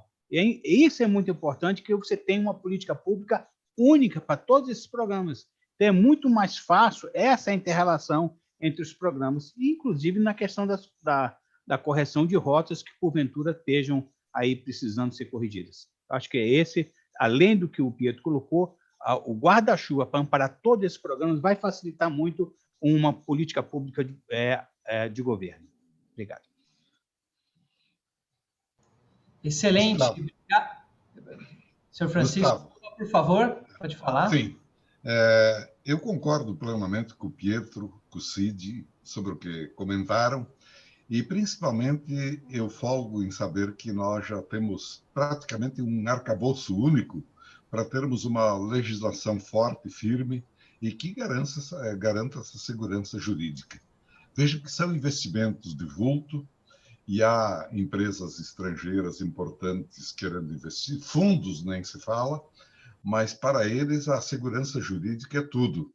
Então, quando nós estamos com o poder público ao lado, discutindo, aprimorando, oferecendo essa garantia, tenho certeza que nós vamos avançar e muito e com rapidez absoluta, porque acho que a sustentabilidade é um tema hiper urgente para todos os países do mundo. Excelente, muito obrigado, Pietro, Cid e Turra, pela resposta a essa pergunta. Vamos aqui para a próxima pergunta. Eu vou direcionar ela, talvez inicialmente aqui ao nosso colega Pietro, direcionar ela para o nosso colega Cid e depois pedir para que os demais possam também participar. A pergunta é: como podemos fomentar o desenvolvimento de biocombustíveis a partir do agronegócio no país? Foi um pouquinho, acho que é um pouquinho do resumo do que a gente falou agora, né? Mas talvez, Cid, se você puder explorar alguns pontos principais na sua fala, acho que para ficar bem marcado para as pessoas que estão aqui nos assistindo, né? Reforçar como que a gente pode fomentar o desenvolvimento dos biocombustíveis a partir do agronegócio no país. Acho que vou pegar a palavra do ministro Turra quando coloca na questão da segurança jurídica. A segurança jurídica é importante para qualquer investimento. O investidor quer colocar o seu dinheiro, mas ele quer ter as regras claras. Então, isso é possível a gente fazer. Tem vários instrumentos, agora instrumentos novos foram do Plano Agrícola, tá? Para poder apoiar esse desenvolvimento e dar essa segurança. Eu acho que é isso que precisa. O investidor, ele tendo a garantia que aquele investimento dele está baseado num programa de governo, em algo sólido, eu tenho certeza que ele vai vir. Gente, tem muito dinheiro no mundo sobrando, ávido para investir, mas ele quer ter a segurança de que ele vai poder investir, vai poder ter a rentabilidade esperada por ele. Então, eu acho que isso se a gente, a nível de governo, der essa garantia, eu tenho absoluta certeza que vai chover de investimento aqui.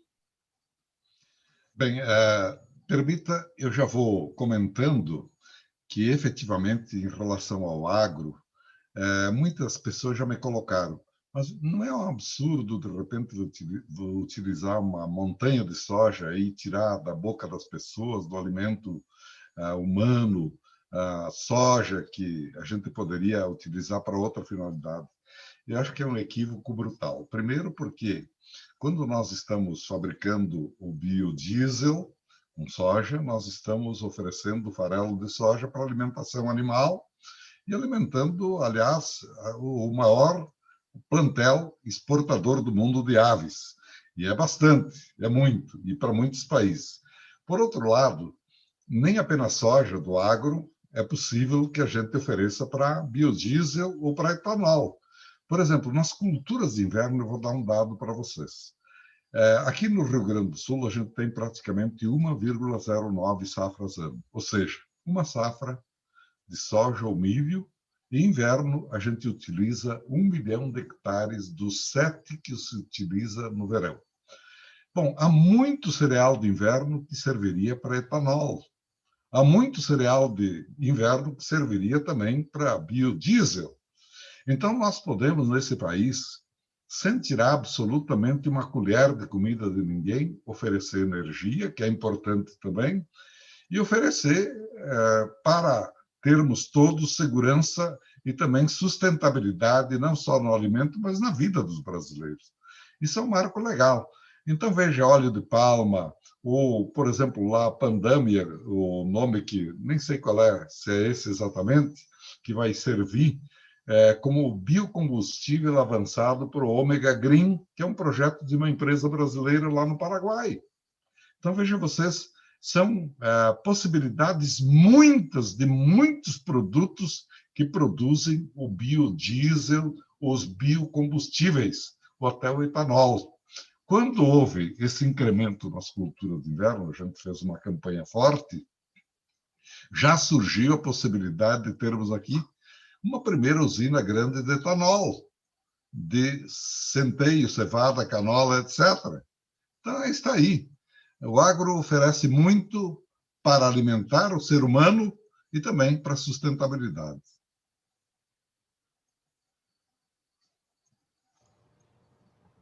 Excelente. Obrigado, Cid. Obrigado, ministro Turra. Vou fazer uma complementação rapidinho, Bonini. Desculpa. Perfeito.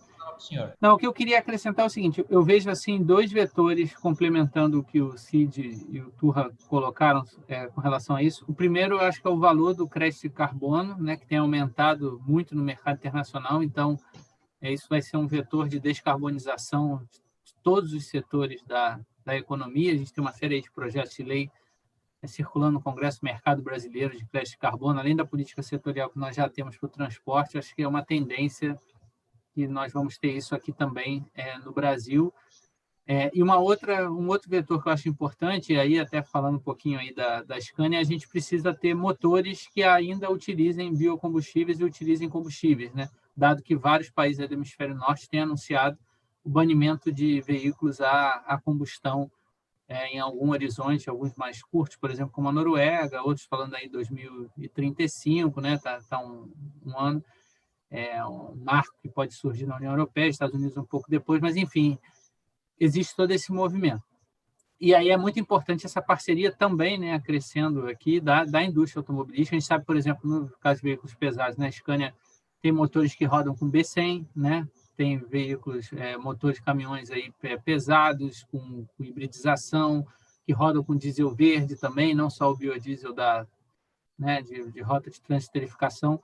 E é importante que as montadoras acreditem também no potencial brasileiro. Eu lembro até, pegando um paralelo aqui com a Scania, quando eu trabalhava lá na ANP, na especificação do biometano, tinha algumas interações, mas a matriz está dizendo que a gente não vai ter biometano aqui suficiente, o Brasil não tem gás, por que eu vou trazer um caminhão a gás para cá?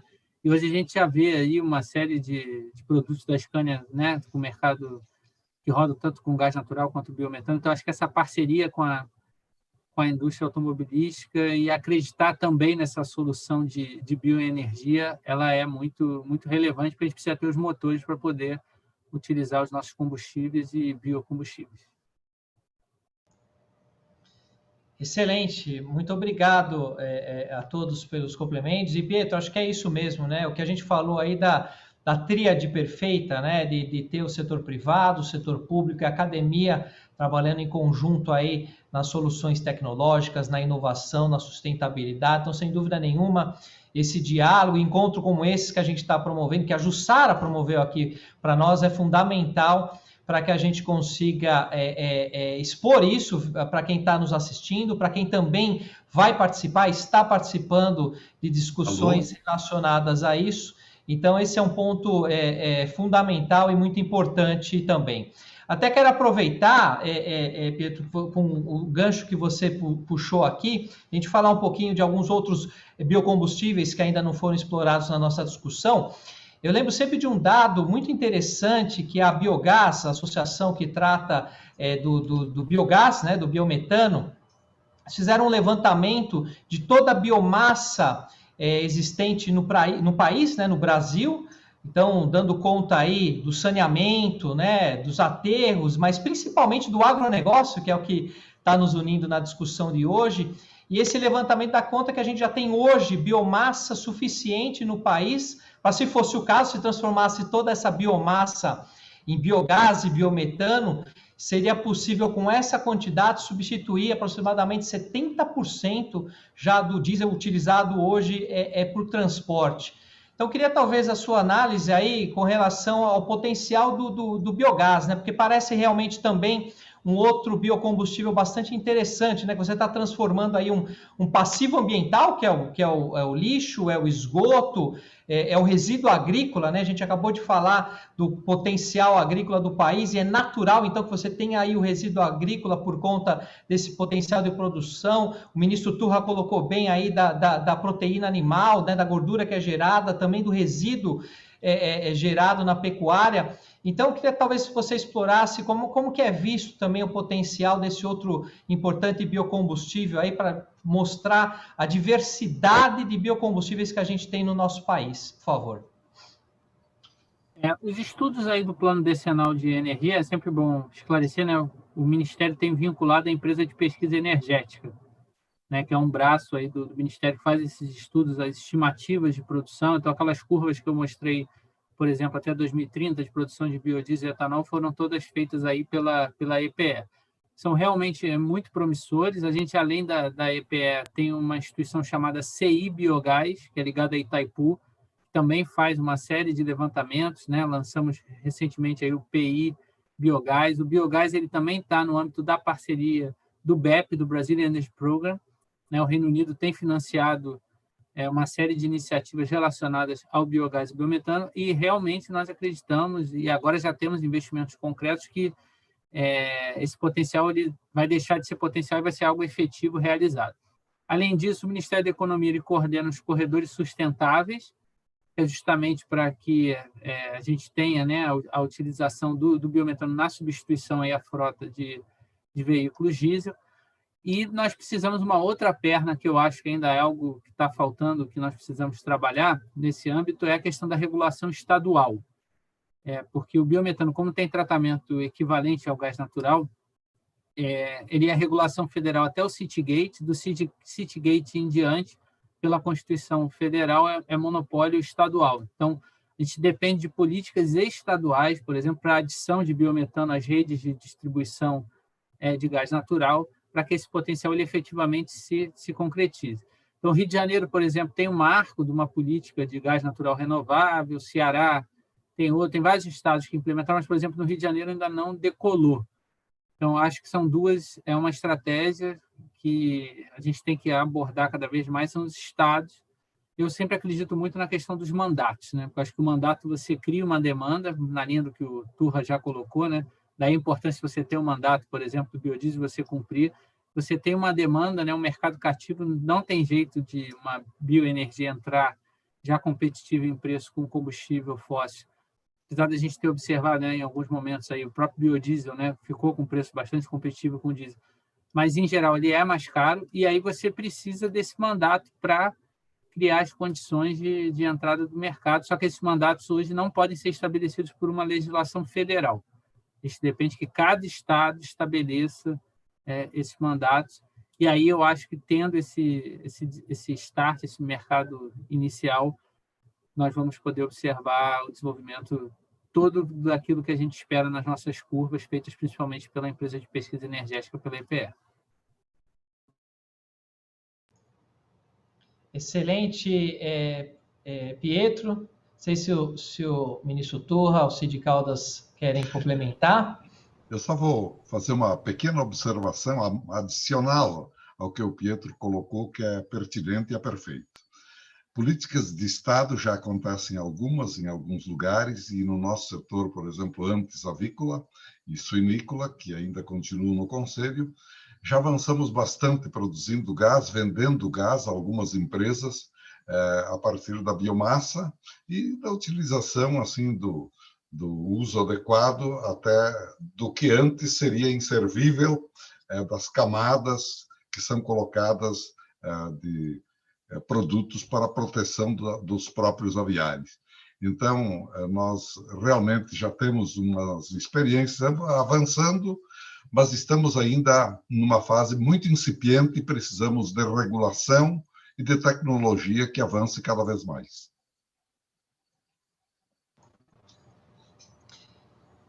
Excelente, ministro Turra. O senhor Cid quer fazer algum comentário? Não, obrigado. Obrigado, Cid.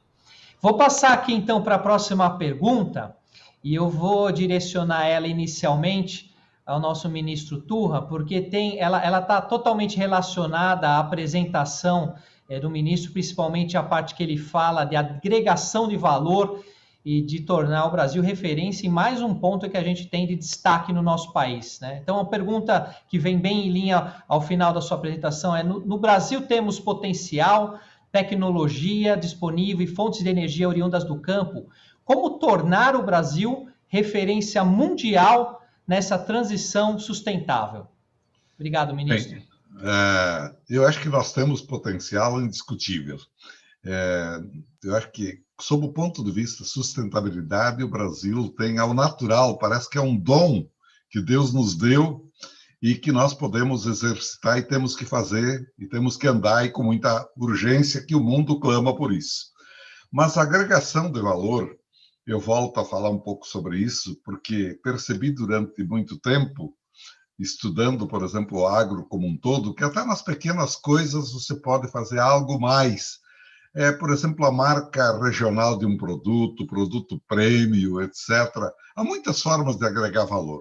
Eu vi, por exemplo, na Serra Gaúcha, se produz um vinho que já começou a ter uma grife especial, mundo inteiro ganhando prêmios, exatamente por ser uma marca regional, cada vez com mais qualidade, etc. Isso vinho, porque vinho pode ter preço de 10 a garrafa e de 10.000 a garrafa. Então, depende muito da qualidade e você colocar lá dentro, que você coloca um pouco numa bolsa Louis Vuitton. Um couro brasileiro, às vezes, que vendemos por nada, e alguém agrega valor, coloca uma marca e vende e tchau.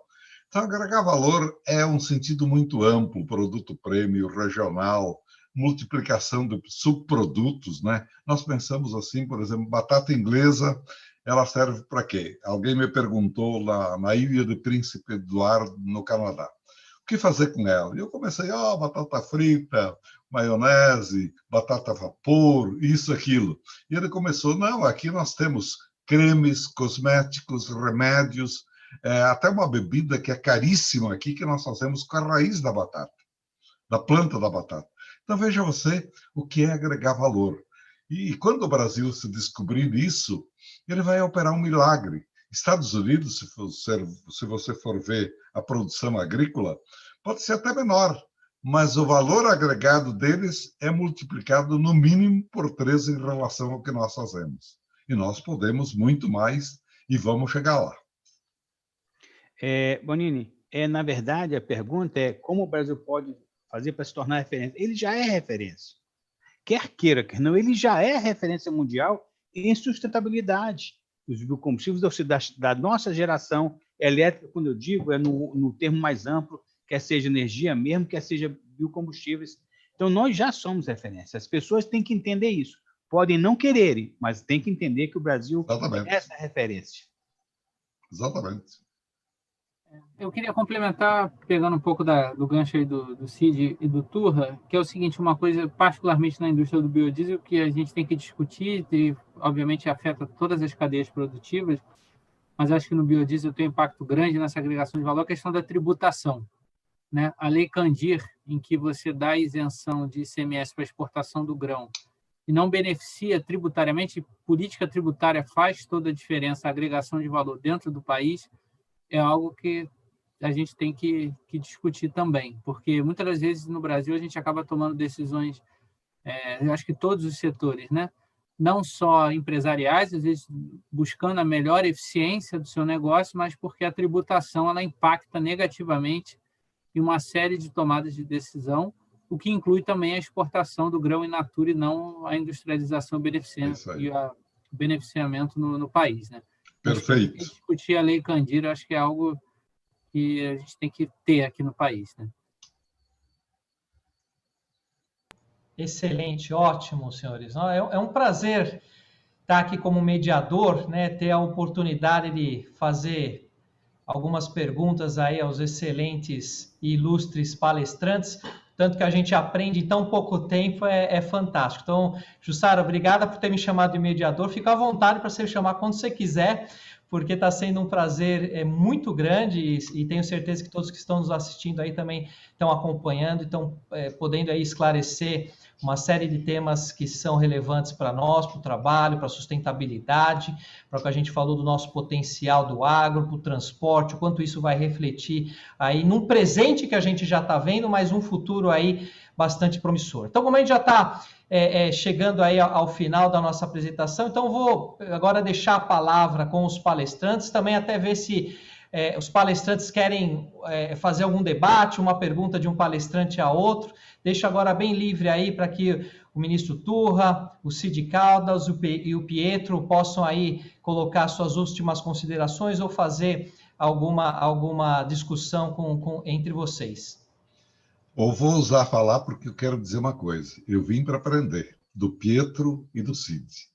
Eu estou aqui muito curioso também, porque eu pretendia ouvir de pessoas que estão no governo, que têm visão privada, que estão nos ajudando muito, qual era o sentimento deles diante desse quadro que nós estamos vivendo.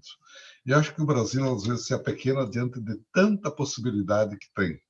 Veja você, se você olhar sob o ponto de vista alimentos, nunca como agora na pandemia a gente mostrou uma cara como essa de país produtor de alimentos. Hoje nós não estamos servindo alimentos apenas para 210 milhões de brasileiros, mas praticamente para 1 bilhão de seres humanos do planeta Terra, se você for contar tudo direto e indiretamente.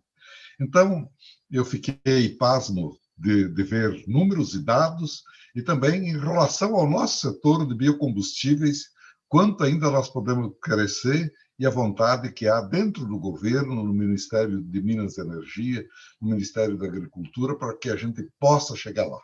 Vai dar certo, acreditem, e eu estou apenas dizendo obrigado, Jussara. Não tenho questionamento nenhum a fazer, estou dizendo obrigado aos que nos acompanharam e aos meus colegas de painel. Obrigado, Turra. Obrigado, Jussara, pelo convite. Também para mim foi um grande prazer. Fico à disposição lá no Ministério para outros eventos. Aprendi bastante. Obrigado, Bonini. Acho que a sua moderação é fantástica, muito leve, muito boa. Obrigado pela condução. Meu co-irmão aí, Cid, que a gente se fala todo dia, até final de semana. Também é um prazer estar aqui contigo. A mensagem final, acho que o evento cumpriu, né, os objetivos. Esperamos que isso possa servir também. A gente sabe de todo o trabalho aí que o Instituto BESC, que a ASPEN, né, essa Assembleia Permanente faz junto a diferentes órgãos, que isso sirva de subsídio para melhorar a eficiência energética e a mobilidade sustentável no país. Muito obrigado. Bonini, Jussara, ministro Turra, Pietro. Agora eu gostaria de falar, não é para a gente, é para você que está nos ouvindo. Você que não é do setor, que não tem entendimento na causa. E eu acredite no país. Como o ministro colocou, o Pietro também, o Brasil já é referência mundial. Quer queira, quer não, nós somos referência. Isso é inegável. E você que está nos assistindo, você estudante, você o cidadão comum, que eu digo, aquele que não conhece isso aqui, pesquise, vá atrás, busque informação confiável. Não acredite só na internet que prega que o Brasil está desmatando. Quem vê acha que a Amazônia não tem mais nada, está um campo de futebol. Vá, veja o que é aquilo lá, veja o trabalho de sustentabilidade que é feito nos biocombustíveis. Lembrando para vocês só que com o novo Código Florestal e com o RenovaBio, não cabe mais, pelo menos nesse segmento, qualquer desmatamento de 1 hectare para produzir. Não cabe mais, por quê? Primeiro, ele não consegue licença ambiental. E depois, as restrições que ele sofre, não só no Brasil, mas mundo afora, é muito grande. Então, esse negócio de dizer os biocombustíveis desmatam o Brasil, isso não é a realidade. São coisas que estão querendo nos colocar realmente para tirar a nossa competitividade, para tirar o Brasil do mercado. Lembrando sempre que, dentro das regras do RenovaBio, 1 hectare que você desmate para fazer qualquer tipo de biocombustível, você será penalizado. Então, ninguém quer, em sã consciência, quer ser penalizado nesse sentido. Então, agradeço aí a todos, ao ministro Turra, Jussara, Bonini, que mediou maravilhosamente, ao colega Pietro, e a você que está nos assistindo. Muito obrigado. Jussara, antes de passar a palavra para você, eu também quero agradecer, mais uma vez externar a minha satisfação, agradecimento ao ministro Turra, ao Cid Caldas, ao Pietro e todos que estão nos assistindo. E eu, como setor privado, fico muito feliz de que a nossa empresa está no caminho certo, né? Além de trabalhar na sustentabilidade, acreditar no potencial dos biocombustíveis, dos combustíveis renováveis. Eu gostei muito de ver aqui nos nossos palestrantes eles usarem um termo que é muito, muito importante para nosso setor também, de saber que não é falar das soluções do tanque à roda, mas do poço à roda, né? Olhar a cadeia como um todo. E hoje, como a gente tem o objetivo de liderar a mudança para um sistema de transporte sustentável, a gente sabe que não vai fazer isso sozinho, né? Nem só como empresa ou como setor, mas é junto com parceiros, né? Parceiros da infraestrutura, parceiros do agronegócio, os parceiros que são os nossos transportadores, os clientes dos clientes, que hoje cada vez mais estão demandando soluções de transporte sustentáveis e que passa pelos biocombustíveis e passa também pela vocação que a gente tem no nosso país de explorar todos os biocombustíveis que a gente tem a nosso dispor. Então, fico muito satisfeito, muito feliz de saber também que a gente pode contribuir como setor privado dentro desse trabalho. E agora devolvo a palavra para você, Jussara, fazer o encerramento do nosso encontro de hoje. Mais uma vez, agradeço de ter sido convidado para ser mediador dessa noite fantástica. Muito obrigado. Gustavo, querido, somos nós que te agradecemos por tudo, e a sua mediação, como os seus colegas de mesa disseram, foi perfeita, muito bem conduzida, de forma leve, enfim, muitíssimo obrigada. Eu gostaria de ter umas palavrinhas, senhores, o que depois desta conferência, não é, dessas falas, eu penso que para um estudante de graduação, isso corresponde a um MBA quase, viu? Foi um MBA expresso em 2 horas de conferência. Os senhores foram perfeitos. Cid Caldas, Francisco Turra, Pietro Mendes, suas apresentações foram excelentes. O deputado Sérgio de Souza também deixou aqui rapidamente o recado dele, de maneira bem objetiva, muito esclarecedora. Eu penso, Caldas e Francisco Turra, que nós não precisamos de ninguém para denegrir a imagem do Brasil, né? Nós mesmos fazemos isso, a oposição do momento cuida de denegrir nossa imagem no exterior. Nós somos um país altamente conservador das suas matas, todo mundo sabe disso, e quem fala diferente, ele sabe o que está fazendo, né? Ele faz com maledicência mesmo, ele sabe que isso não é verdade, que somos um país com 27% das florestas nativas do mundo conservadas aqui.